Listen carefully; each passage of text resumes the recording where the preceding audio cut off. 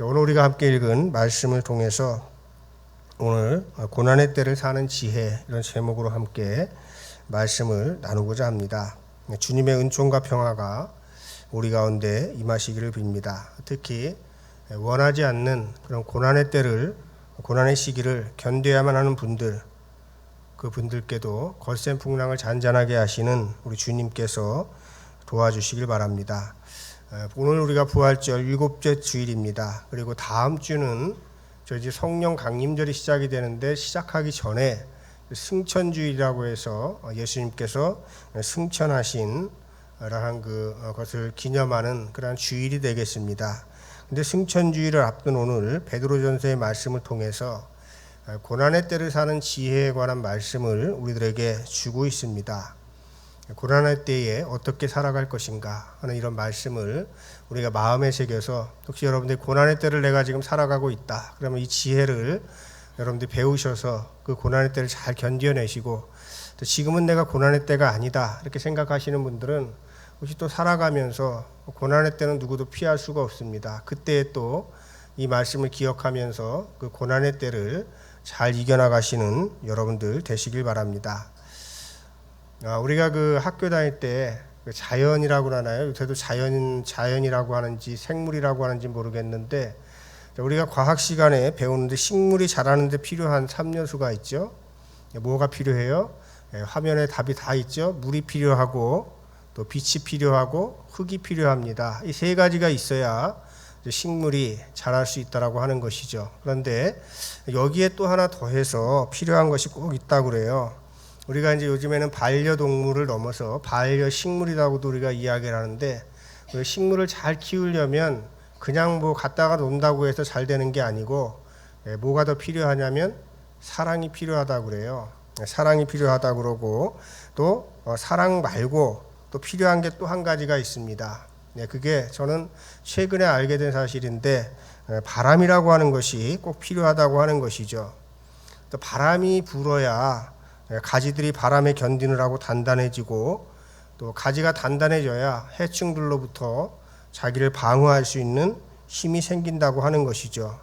그리고 바람이 불어야 바람에 속절없이 부러지거나 넘어지지 않으려고 나무들은 뿌리를 점점 더 깊게 내린다고 하는 것이죠. 그리고 바람이 불 때 가지들이 견디느라고 더 단단해지면서 가을에 열매가 맺어도 가지가 늘어지거나 부러지지 않는다고 하는 것이에요. 그런데 바람이라고 하는 것이 식물이 자라는데 꼭 필요한 것 중에 한 가지다라고 하는 것이죠. 제 목양실에는 이런저런 작은 그 화초들이 있습니다. 근데 거기에는 여러 종류가 있는데, 그 넋줄 고사리라고 하는, 여러분들이 아시는 분들은 아시겠는데, 그 작은 그 화분이 있습니다. 근데 이 넋줄 고사리는 그 그늘을 좋아하는 식물이라서 한겨울에도 목양실은 따뜻하니까 새순을 내어서 그 생명의 신비를 느끼게 하는데 아주 큰 즐거움을 줍니다. 그래서 어느 날 이렇게 아침에 가보면 어제까지는 없었던 새순이 올라오고, 또 그것이 또 며칠 뒤에 보면 또 자라있고, 이런 모습들을 보면서 생명이 살아있구나 그런 신비를 느끼게 되는 것이죠. 그런데 작년 겨울부터 좀 이상했어요. 올해는 새순이 하나도 올라오질 않고, 그래서 좀 기다렸죠. 겨울이 지나서야 새순이 올라오나 보다. 근데 고사리철이 되었는데도 새순이 하나도 올라오질 않는 겁니다. 역시 영양이 부족해서 그런가. 영양제도 줬음에도 불구하고 새순이 하나도 올라오질 않아요. 도대체 원인이 뭘까?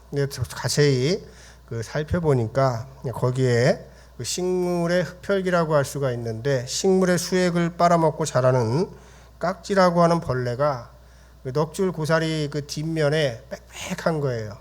저는 그걸 보지 못했던 거죠. 그냥 퍼러니까 그냥 줄기인 줄 알았는데, 자세히 보니까 정말 굉장히 작은 그런 깍지벌레가 줄기마다 그냥 잔뜩 붙어 있는 겁니다. 그래서 제가 그걸 보면서 그들에게 이렇게 그 수액을, 자기의 그 피와 같은 수액을 다 빼앗기고 있으니 새순을 낼 수가 없었겠죠, 당연히. 오히려 이렇게 많은 깍지벌레가 있는데도 죽지 않고 살아있는 것도 기적이다, 이렇게 생각을 했습니다.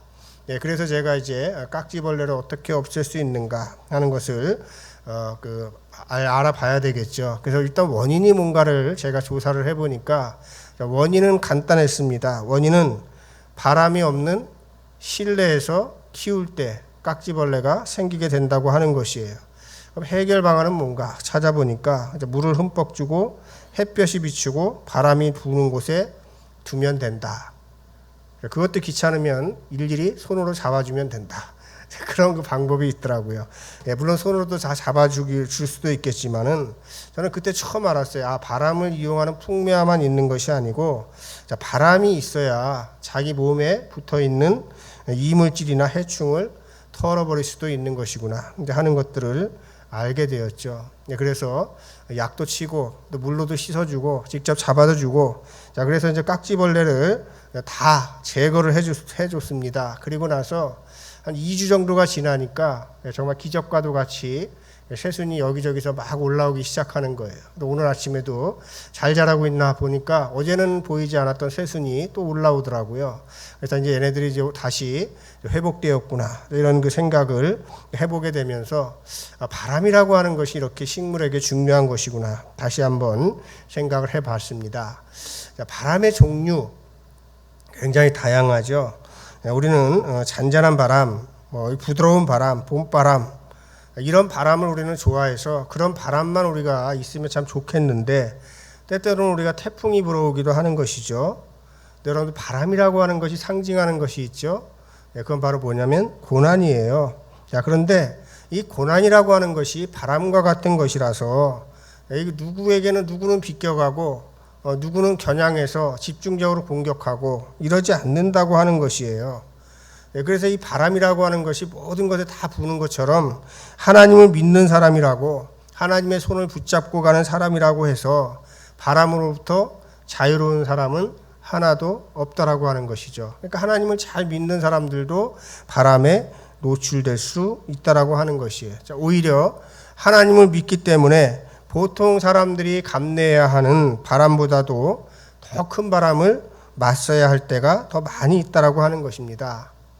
단지 다른 것이 있다면 다 똑같이 바람에 노출되어서 살아가는데 믿는 사람들은 뭐가 다르냐면 바람에 맞설 때 혼자가 아니라 우리 주님께서 나와 함께 하신다. 이런 믿음을 가지고 있으니까 믿지 않는 사람들이나 보통의 사람들과는 다른 것이죠. 자, 그리고 여러분들 그 믿음을 가지고 있다고 해서 넘어지지 않는 것도 아니에요. 물론 그 믿음 때문에 승리하는 사람들도 있지만 그런 믿음을 가지고 있음에도 불구하고 실패할 때가 있다라고 하는 것이죠. 근데 믿는 사람들은 뭐가 다르냐면 바람이 불어서 실패를 했어요. 그러면 이제 보통의 사람들은 다 끝났다. 그러나 하나님을 믿는 사람들은 다 끝난 것이 아니다. 그래서 하나님을 무능함, 하나님을 탓하는 것이 아니라 실패 뒤에 숨은 하나님의 뜻이 무엇인가 하는 것을 또 찾으려고 하는 것이죠. 자, 우리가 실패했을 때 넘어졌을 때 내가 실패한 이유가 무엇이고 넘어진 이유가 무엇이고 이 속에 들어있는 의미가 무엇일까를 생각하기 시작하는 순간부터 우리는 희망의 싹을 틔우는 겁니다. 그리고 그런 사람들은 어떤 절망적인 상황 속에서도 반드시 일어나게 되는 것이죠. 그런 사람들은 바로 이 실패를 또 바람을 디딤돌 삼아서 더 단단한 삶을 살아가게 되는 것입니다. 여러분들에게도 우리 하나님을 믿는 우리들에게도 이 바람이 불 때가 있고 그 바람 때문에 우리가 흔들릴 때가 있고 넘어질 때가 있고 실패할 때가 있을 수 있습니다. 그러나 여러분들이 그때에도 우리 하나님을 의지해서 넉넉하게 이겨나가시는 여러분들 되시기를 주님의 이름으로 축원합니다. 자, 오늘 우리가 읽은 베드로 전서의 그 시대적인 상황은 이렇습니다. 베드로가 복음을 전하던 그 시대는 네로 황제가 지배하던 그러한 시대였습니다. 그러니까 로마가 그 근동 지역을 다 식민지로 거느리면서 제국주의로 지배하면서 바로 이 네로 황제가 지배하던 시기인데 네로 황제는 로마 제국의 5대 황제예요. 5번째 황제죠. 그래서 이제 37년에서 68년 그 시기를 다스렸습니다. 그런데 64년에 이런 일이 있었어요. 64년에 기름 창고에서 사고가 원인이 되어서 로마에 대화재가 발생하는 사건이 일어나게 된 것이죠. 자, 그래서 민심이 굉장히 흉흉해졌고 백성들이 황제에 대한 그 불만이 고조되니까 이게 어떻게 잘못하다가는 그야말로 탄핵당하게 생긴 거예요. 근데 이걸 어떻게 해결을 할까 고민을 하다가 그 네로가 화재의 원인을 초대교회 교인들의 소행으로 몰아붙였습니다. 그래서 기독교인들을 대학살하는 것이죠. 그래서 로마 제국의 황제 중에서 최초로 기독교 박해자가 되었고 잔인한 황제로 기록이 되었습니다. 그리고 이 시기에 베드로 전후서를 썼던 베드로도 순교를 하게 되는 것이죠. 그것도 십자가에 거꾸로 박혀서 순교를 하게 된 것이죠. 바로 이런 상황에서 이 베드로 전후서가 기록된 것이기 때문에 초대교회 교인들은 지금 굉장히 심각한 그런 고난 속에 지금 맞닥뜨려 가지고 있는 것이죠. 자, 그러니 이 사람들이 어떤 생각을 했겠습니까? 빨리 주님께서 재림하셔서 이 세상을 심판하고 자신들을 구원해 주실 것을 고대했던 것입니다. 주님께서 부활하시고 승천하시면서 내가 곧 오겠다라고 말씀하셨죠. 자, 그런데 지금 말씀드린 대로 한 64년경에 이렇게 대학살이 있었으니까 한 30년 정도가 지났는데도 아직 예수님께서 오시지 않는 겁니다. 자, 그러니까 빨리 오셔서 고난 중에 있는 우리를 구원해 주십시오. 자, 이렇게 그 기도를 하고 있는 것이죠. 자, 그런데 우리가 아는 바대로 주님의 시간은 하루가 1000년 같고 1000년이 하루 같다. 이렇게 성경에서 이야기하고 있죠. 자, 우리가 그 시간에 따르면 2023년은 며칠째 되는 날이에요? 주님이 승천하시고 이틀 조금 지났죠, 이제? 이렇게 짧은 시간이라고 하는 것입니다. 주님의 시간에서 보면 그렇다라고 하는 것이에요. 거기다가 그날과 그 시간은 아무도 알지 못해요. 도둑같이 온다고 말씀하셨습니다. 어떤 사람들은 그날과 그 시간을 안다고 사람들을 현혹하지만 그날과 그 시간은 아무도 알지 못하는 것이에요. 자, 그래서 이렇게 바람이 불고 우리 삶에 고난이 올 때 그날과 그 시간도 모르고 또 주님께서는 언제 오셔서 이 모든 상황들을 바로잡아 주실지 모르기 때문에 뭘 가지고 살아야 되냐면 고난의 때를 사는 지혜를 가지고 살아가야 되는 겁니다. 제가 오늘 여러분들에게 그 말씀을 드리고자 하는 겁니다. 먼저 우리 본문에 보면 고난을 받을 때 오히려 즐겁고 기뻐하라고 말씀을 하고 있습니다. 베드로가 지금 고난 중에 있고 그리고 자기가 이제 곧 죽을 운명이라서 이제 유언장처럼 이 편지를 지금 쓰고 있는데 그러면서도 지금 즐거워하고 기뻐하라 이렇게 그 말씀을 하면서 시련의 불길이 우리 안에 일어나더라도 놀라지 말라 이렇게 권고를 합니다. 놀라지 말 뿐만 아니라 오히려 그리스도의 고난에 동참하는 것이니까 기뻐하라 이렇게 그 이야기를 하고 있는 것이죠. 자, 베드로가 이런 이야기를 할 수 있는 근거는 어디 있습니까? 베드로가 이미 지금도 시련의 불길 같은 그 상황 속에서 고통을 당하고 있지만 이미 그 전에도 시련의 불길 같은 고통을 여러 번 경험을 했던 거죠. 자, 베드로전서에 인용된 이 동참하다고 하는 단어는 이걸 풀어가지고 우리말로 적절하게 해석을 하면 무슨 말이냐면 교제하다는 뜻이 있어요. 그리고 또 생사고락을 같이 한다 이런 뜻이 있습니다. 그러니까 우리가 그리스도의 고난에 동참한다 그러면 우리가 그리스도의 고난에 어떻게 하는 거예요? 교제를 하는 것이고 그리스도의 고난에 어떻게 하는 거예요? 생사고락을 같이 하는 거예요. 그러니까 그리스도와 함께 교제하고 그리스도의 고난에 동참하는 것이다. 자, 그러니 기뻐하고 즐거워하라 말씀을 하는 거죠. 왜 기뻐하고 즐거워하느냐? 바로 그리스도께서 고난의 길을 거쳐서 영광의 길로 들어가신 것처럼 우리도 그리스도의 고난에 동참하게 되면 우리에게도 영광의 상급이 주어질 것이기 때문에 그렇다. 이렇게 이야기를 하는 것이죠. 그래서 시련의 불길을 지나가며 고난당하는 사람들은 장차 그리스도의 영광이 나타날 그때에 그 영광에 참여하게 될 것이니까 그것을 생각하면서 오히려 환난 중에도 기뻐하고 즐거워하라. 이렇게 그 말씀을 하고 있는 것입니다. 그래서 오늘 우리가 읽은 말씀을 좀 요약해서 말씀을 드리면 우리가 고난 속에서도 우리가 즐거워할 수 있는 이유는 그리스도의 고난에 동참하기 때문에 즐거운 것이 첫 번째고 두 번째로 그렇게 그 고난에 동참하게 되면 그리스도께서 오실 때에 그 영광에 우리가 참여할 수 있기 때문에 우리가 또한 즐거워할 수 있고 기뻐할 수 있다라고 하는 것이죠. 굉장히 이것이 쉽지 않은 일이지만 우리 하나님께서는 우리에게 그 말씀을 통해서 고난 중에 있는 우리들을 위로해 주고 있는 것입니다. 여러분들 14절의 말씀을 우리 함께 읽어보겠습니다. 여러분이 그리스도의 이름으로 모욕을 당하면 복이 있습니다.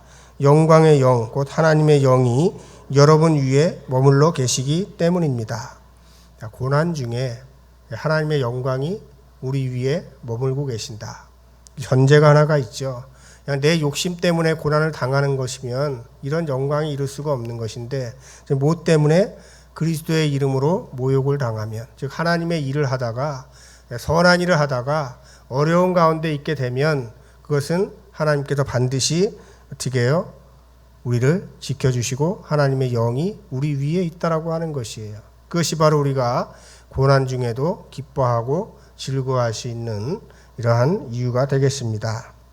자, 그러면 고난에 동참하는 삶이라고 하는 것이 무엇이냐라고 하는 것을 좀 나누고자 합니다. 고난의 때를 살아가는 그리스도의 삶, 시련의 불길 속에도 지켜야 할 그리스도의 생활 방식. 자, 이것이 바로 이제 베드로후서 5장 6절 이하에서 전하고 있는 말씀이고, 이것이 바로 고난의 때를 살아가는 지혜가 되겠습니다. 제가 오늘 4가지를 말씀을 드릴 텐데 하나하나 새기셔서 여러분들의 삶이 힘들고 또 고난의 때를 여러분들이 맞이했다라고 생각이 들 때에는 이 4가지 여러분들의 그 고난의 때를 지내는 지혜를 붙잡고 승리하시는 삶을 살아가시길 바랍니다. 자, 첫 번째로는 겸손이에요. 오늘 6절 말씀에 보니까 서로에게 겸손하라, 이렇게 그 말씀을 하고 있죠.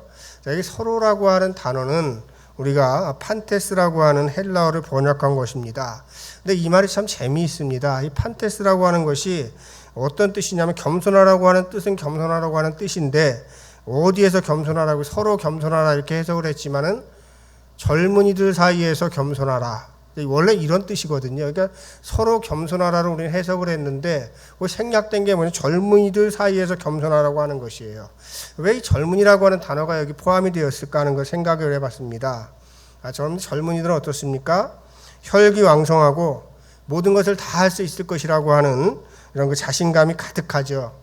이게 자신감이 풍부하고 난 무엇이니 다 할 수 있다라고 하는 이러한 자신감이 아주 그냥 충만한 그런 시기를 살아가는 것들이 청년이기 때문에, 한편으로는 이 청년의 시기에 놓칠 수 있는 것들이 있죠. 너무나 이 자신감이 충만해져 가지고 스스로 교만해져서 남을 업신여기고 잘난 체하는 그런 경향이 있지 않습니까? 지금 젊은이들은 좀 듣기 불편한 이야기일 수 있지만, 우리가 젊은 시절을 지내본 분들 한번 이렇게 돌이켜 보십시오. 젊었을 때는 자신들이 세계 중심이라고 생각하고 모든 걸 다 할 수 있다고 생각을 했어요. 나이를 들고 들어서 보면, 그때 내가 부족한 점들이 무엇이었었고, 그때의 기상과 혈기와 이런 것들은 다 좋았지만 그것만 가지고 다 되는 것이 아니었다라고 하는 것은 나중에 우리가 깨닫게 되는 거 아닙니까? 젊은이들 사이에서 겸손하라고 하는 말씀은 이런 의미가 있는 것입니다.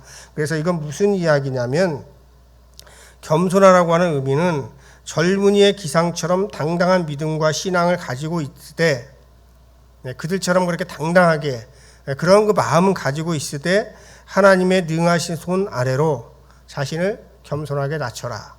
이 동시에 이런 뜻을 가지고 있는 겁니다. 그러니까 강한 어떤 믿음을 가지고 있어야 되는데, 항상 그 위에는 누가 있어야 돼요? 하나님이 계셔야 되는 거죠. 자, 이것이 바로 서로 겸손하라고 하는 말씀의 의미입니다. 그 다음에 또 서로에게라고 하는 말씀이 또 하나 갖는 것이 있는데, 이건 뭐냐면은 서로는 타자를 가리키는 거예요. 이웃을 가리키는 그러한 말씀입니다. 그래서 우리가 겸손한 삶을 살아간다고 했을 때 혼자서 겸손한 삶 살아갈 수 있는 건 아니잖아요. 이웃과의 관계 속에서 우리가 겸손한지 교만한지를 우리가 판단하는 거지, 자기 혼자서 살아가는데 뭐 교만한지 겸손한지 이걸 어떻게 합니까? 바로 타자와의 관계에서, 이웃과의 관계에서 겸손한 삶을 살아가야 된다 하는 이런 의미를 가지고 있는 겁니다. 오늘날 우리는 더불어 사는 법을 잃어버리고 그렇게 살아가고 있습니다.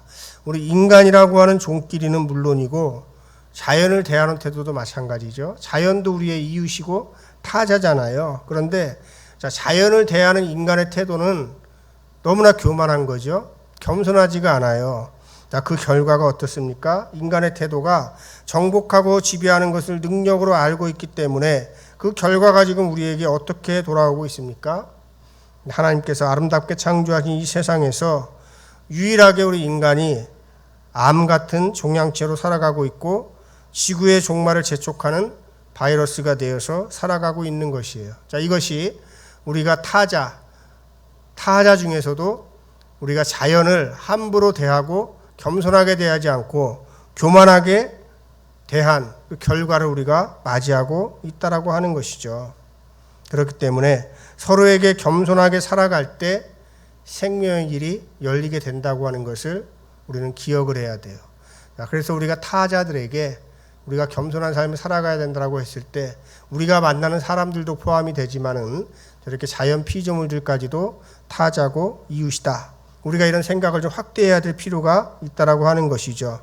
자, 그리고 이렇게 서로에게 겸손한 삶을 살아갈 때 어떤 길이 열리게 되는 거냐면 생명의 길이 열리게 되는 것이에요. 자, 그리고 그런 삶을 살아갈 때 때가 되면 하나님께서 우리를 복된 삶으로 인도하여 주시는 것이다. 이것이 바로 오늘 우리 본문 말씀에서 첫 번째로 우리에게 주시는 말씀입니다. 그래서 고난의 때에 살아가는 지혜 첫 번째는 겸손이라고 하는 것을 기억하시길 바랍니다. 그 다음에 이제 두 번째로 고난의 때는 우리가 어떤 지혜를 가지고 살아가야 됩니까? 7절 말씀에 보니까 걱정을 하나님께 맡기라. 이렇게 그 이야기를 하고 있는 것이죠. 걱정이라고 하는 것은 아까도 앞에서 말씀을 드렸어요. 왜 우리가 걱정합니까? 어떻게 결론이 날지 잘 모르는 거죠. 확실하지 않으니까 우리가 걱정을 하는 거예요. 그러나 우리가 걱정한다고 해서 여러분들 그 문제가 해결되는 건 아니죠. 만약에 저는 그런 얘기 제가 종종 하는데 걱정을 해서 우리가 해결할 수 있는 문제면 걱정 좀 하면 어때요? 하루 이틀 걱정해가지고 해결되면 걱정을 좀 하는 게 낫죠. 근데 우리가 걱정해서 해결되지 않는다라고 하면 걱정할 필요가 없는 거예요. 그러지 않습니까? 시험을 앞둔 학생이 이 시험 결과가 어떻게 될까 걱정만 하고 있으면 어떻게 돼요?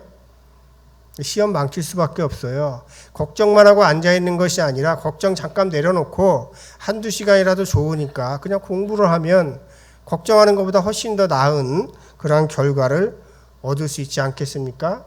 자, 그런데 제가 이렇게 이상적인 이야기를 하지만 세상의 근심 걱정으로부터 완전히 자유로운 사람이 어디 있겠습니까? 바람이 여러분들 누구에게나 다 분다고 제가 말씀을 했죠. 자, 우리가 하나님을 믿는 사람이라고 해서 세상의 문제를 다 해결할 수 있습니까? 세상의 문제를 다 해결할 수 있으면 다 하나님 믿게요? 그러지 않은 거죠. 자, 바람이 누구에게나 불어오듯 하나님의 자녀에게도 세상의 근심거리는 오기도 하고 또 세상의 근심거리가 와서 그 사람을 쓰러지게도 하는 것이고 심지어는 실패할 수도 있다라고 하는 것이죠.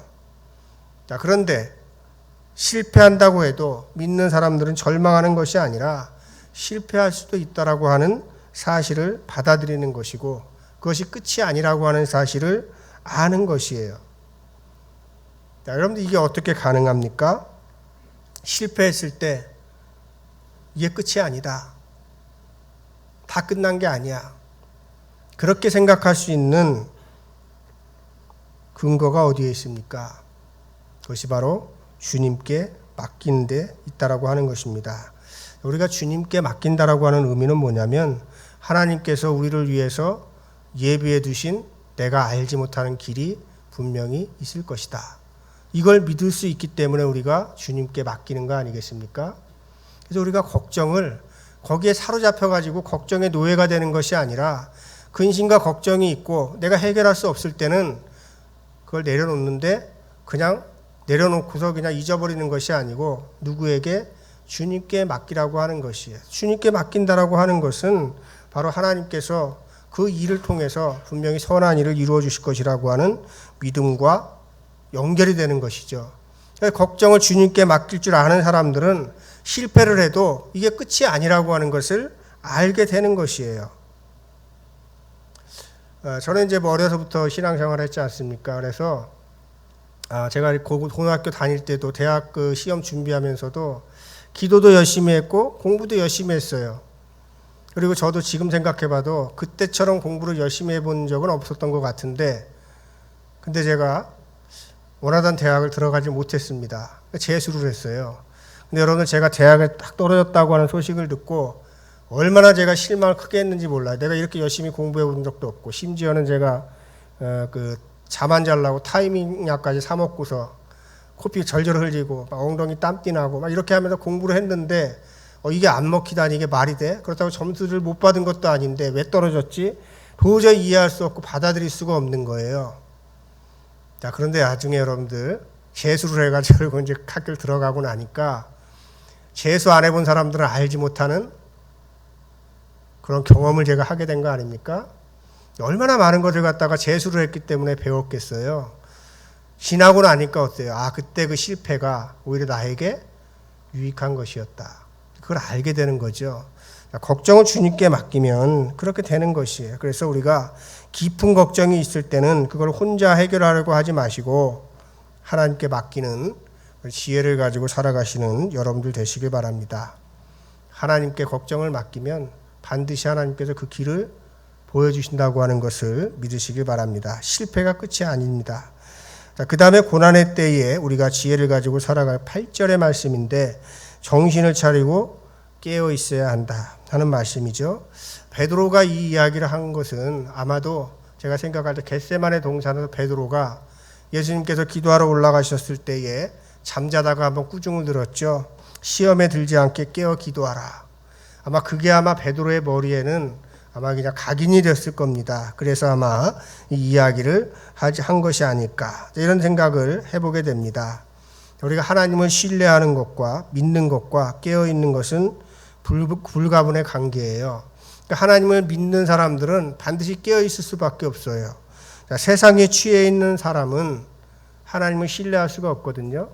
그러니까 세상에 취해 있으면 정신이 어떻게 되는 거예요? 혼미해져 있고 그 다음에 잠자고 있는 것이죠.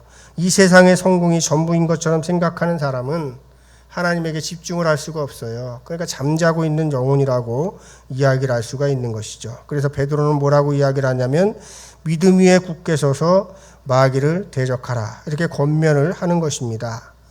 이 말씀이 주는 의미는 그런 것이죠. 이 세상에는 굉장히 거짓 신화가 많이 있어요. 그러니까 잘못된 것인데 진리처럼 둔갑하고 있는 것들이 많다라고 하는 것이죠. 그런 것들과 대적하는 것이 바로 깨어있는 사람들의 삶이라고 하는 것이죠. 이것이 우리가 싸울 힘이 없다 이렇게 생각하지 마시기 바랍니다. 세상의 거짓을 대적하고 의로운 싸움을 하는 이들을 지지하고 또 그들을 위해 기도하는 것도 깨어있는 삶이라고 하는 것입니다. 이 세상이 여러분들 다 썩은 것 같죠? 근데 그러지 않아요. 반드시 보면 다 썩은 것이 아니라 어느 누군가는 선한 일을 하는 사람들이 있고 그런 사람들이 있기 때문에 이 세상이 악하다고 우리가 이야기를 하지만은 이 세상이 굴러가는 거예요. 여전히. 우리는 그걸 믿어야 되는 겁니다. 그 사람들이 바로 어떤 사람들이에요? 정신 깨어있는 사람들이죠. 그 사람들은 비록 많지가 않지만은 그 사람들로 인해서 여전히 우리가 살아가고 있는 세상이 악하다고 하지만은 여전히 희망을 가지고 살아갈 수 있는 근거가 되는 것입니다. 여러분들이 정신 차리고 깨어있는 분들이 되셔서 여러분들 이 세상에 소망을 주는 근거가 되시기를 주님의 이름으로 축원합니다. 그리고 마지막으로 고난의 때에 우리가 가져야 될 지혜는 믿음에 굳게 서서 악마를 맞서 싸우라 이렇게 9절에서 말씀을 하고 있습니다. 여러분들 악마가 여러분들 뭡니까? 우리 악마 그러면 자꾸 우리가 잘못 생각하는데 삼지창 들고 뿔나고 뭐 빨갛고 흉악스럽고 뭐 귀신처럼 생기고 막 혐오감 느끼게 생기고 이런 걸 우리는 자꾸 생각하는데 악마는 절대 그런 모습으로 우리에게 다가오지 않습니다. 만약에 여러분들 그런 모습으로 다가오면 그거 좋다고 여러분들 껴안고 받아들이 이럴 사람은 있겠어요? 누구나 다 배척하겠죠. 악마는 항상 천사의 얼굴을 하고 온다. 생각해야 됩니다. 그리고 악마를 여러분들 우리가 너무 이렇게 그 대척점에서 생각하지 마시고 이렇게 생각하시면 돼요. 악마는 뭐냐면 하나님의 뜻과 다른 것이 악이죠. 좀 쉽게 가는 거죠. 그러면 악이라고 하는 것, 죄라고 하는 건 뭐냐면 하나님과의 관계를 단절시키는 게 죄예요. 그죠? 우리가 에덴 동산에서 죄가 들어왔을 때 하나님과의 관계가 단절되죠. 인간과의 관계도 단절되고 인간과 자연과의 관계도 단절되고 결국 자아분열이 일어나서 자기도 관계가 단절돼요. 이걸 회복하는 게 뭐예요? 그게 바로 회개고 하나님께 돌아가는 것이고 귀향이고 이런 것 아니겠습니까? 그래서 결국은 하나님과의 관계를 멀어지게 하는 것이 악마의 실체라고 하는 것이죠. 그래서 우리가 악마를 무슨 어떤 그 혐오적인 형상 정도로 생각을 하면 우리의 싸움은 추상적이 될 수밖에 없어요. 왜? 그런 악마는 존재하지 않기 때문에 그렇습니다. 그런 사탄은 존재하지 않아요. 존재하지도 않는 것하고 싸우는 것은 허공에 칼 휘두르는 거하고 뭐가 다르겠습니까? 근데 우리가 이 악의 실체를 하나님과의 관계를 멀게 만드는 것이 악마다라고 하는 이런 생각을 하게 되면 우리 삶에서 하나님을 관계를 멀게 하는 것들이 무엇인지가 구체적으로 보이게 되는 것이죠. 이것 한 가지만 여러분들 생각하시기 바랍니다. 우리가 서로서로의 관계를 맺고 살아가는 데 있어서 우리가 이 서로서로의 관계가 하나님과 멀게 하는 관계가 되는가, 아니면 하나님과의 관계를 친밀하게 하는 관계를 만들어가면서 살아가고 있는가, 이걸 여러분들 생각하셔야 돼요. 그리고 내가 지금 어떤 중요한 결정을 해야 될 일이 있을 때 그때 이거 한 가지만 생각하면 돼요. 내가 지금 이 중요한 결정을 하는데 이 결정을 하는 것이 함으로 인해서 하나님과의 관계가 더 친밀해지는가, 아니면 하나님과 내가 더 멀어지는가, 이거를 생각하면 우리의 그 가치 기준이, 여러분 생각할 수 있는 기준이 분명해질 수 있다라고 하는 것이죠. 악마는 한 번에 하나님과 딱 우리를 단절시켜버리는 게 아니죠. 하나님과의 관계성을 느슨하게 만든 다음에, 그 다음에 느슨한 것도 모르게 한 다음에 어떻게 돼요? 갑자기 딱 끊어버리고 장벽을 세워버리는 거예요. 그러면 이제 우리가 하나님과의 관계가 단절돼 버리는 것이죠. 예수님께서 오셨어요. 예수님께서 오셔서 뭐라고 말씀하셨냐면, 막힌 담을 헐고 하나님께로 우리를 돌아가게 하기 위해서 예수님께서 오셨다고 성경은 증언하고 있지 않습니까? 바로 이 관계성을 회복시키기 위해서 예수님께서 이 땅에 오신 겁니다. 그래서 우리가 고난의 때를 살아가는 지혜, 우리가 가져야 될 것 중에 하나가, 네 번째로는 믿음에 굳게 서서 악마와 맞서 싸우는 것인데, 성경에 있는 말씀 그대로 온 것이고, 제가 조금 쉽게 이야기하면 하나님과의 관계성을 회복하는 것인지 아닌지, 이런 가치 기준을 가지고 여러분들이 살아가라고 하는 것입니다. 말씀을 정리하겠습니다. 우리가 이 세상을 살면서 당하는 아픔과 고난은 이 세상에 있는 모든 사람들이 다 당하는 고난이라고 하는 것을 기억하시기 바랍니다. 그런데 뭐가 다르냐면, 타인의 고난은 굉장히 작아 보이고 나의 고난은 커 보이기 마련이에요. 그러나 그것은 우리의 안경 때문에 자신의 고난이 가장 큰 것처럼 보이는 것일 뿐이고, 모두가 다 동일한 고난을 겪고 있다, 그렇게 성서는 이야기를 하는 것이죠.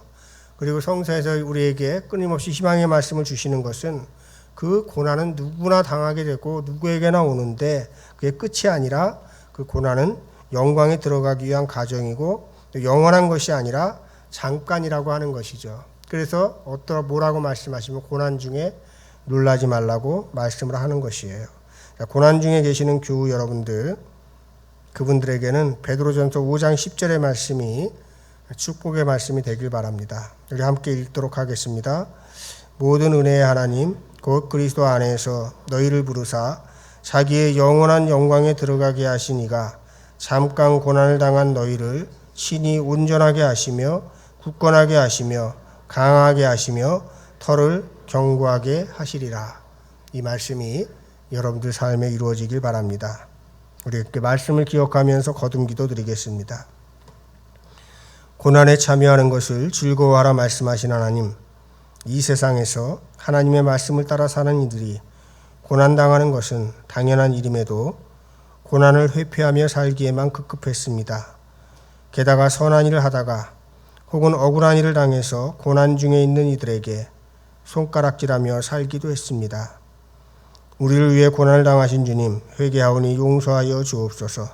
고난할 때에 겸손하게 주님께 염려를 맡기고 근신하며 깨어있으라 하시니 그리하겠습니다. 보혜사 성령께서 우리의 삶을 도우셔서 고난 중에서도 생명의 빛을 향해 걸어갈 수 있게 하옵소서. 고난 중에 있는 우리 교우를 주님께서 위로하여 주시고 함께하여 주옵소서. 예수님의 이름으로 기도하옵나이다. 아멘.